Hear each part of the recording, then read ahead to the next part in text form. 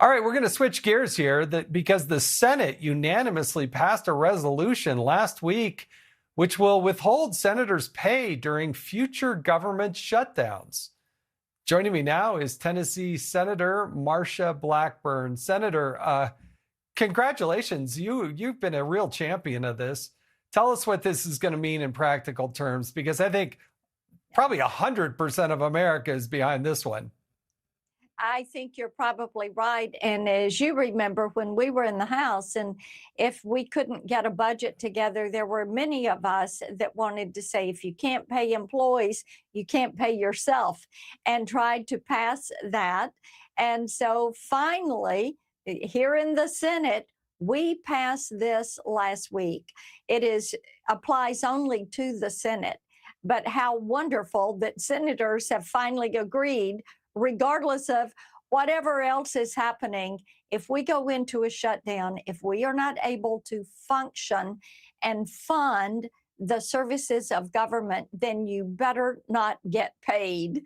So it's a step in the right direction. You know, we have to end these shutdowns.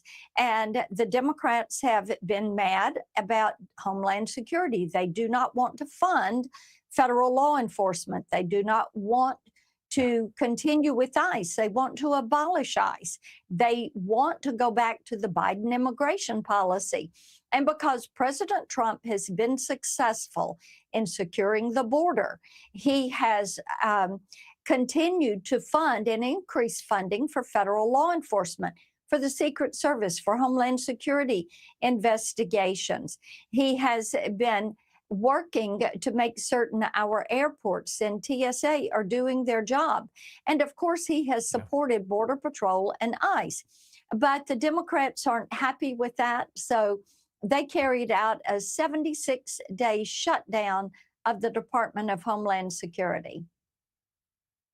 Yeah, it was absurd. And it is ridiculous that members of Congress continue to get paid when the poor person who's just trying to do their work at FEMA to help people isn't getting a check and trying to figure out their mortgage and car payments and health care and everything else. Senator, one other topic I want to ask you about, because you're chairing a hearing on sports betting this Wednesday. What can you tell us about that? And does this include the futures market, you know, the people that are those markets that are saying, hey, well, this happened or well, that happens, or is it just focused on sports? We are including the prediction markets in this. And Jason, this is an issue I started looking at because of the way it affects college sports and college athletics.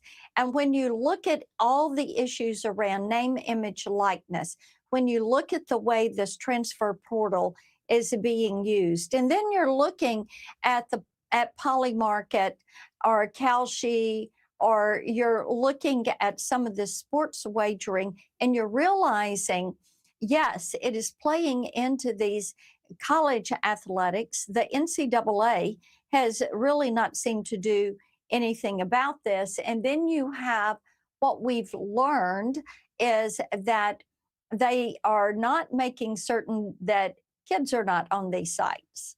And of course, in the physical world, you cannot allow a child to be betting, but you have young people that are on these sites. So we're going to hold this hearing. It will be on Wednesday morning, and I will chair this. I'll kick it off about 10:15. And we've got some great witnesses. We have someone from the prediction markets. We also have someone who is the head of their state's sports waging council. So it'll be a good look at what should happen federally and what should happen and be carried out by the states. Yeah, there's billions of dollars changing hands. And only Hawaii and Utah, the two states that don't allow betting of any way, shape, or form. So don't forget about Utah and Hawaii, who don't want to have sports betting and other betting enter into their states. That complicates it, I'm sure. But this is a big issue because the temptations are so great. You're right. Senator Marsha Blackburn, thank you so much for joining us. Really do appreciate it.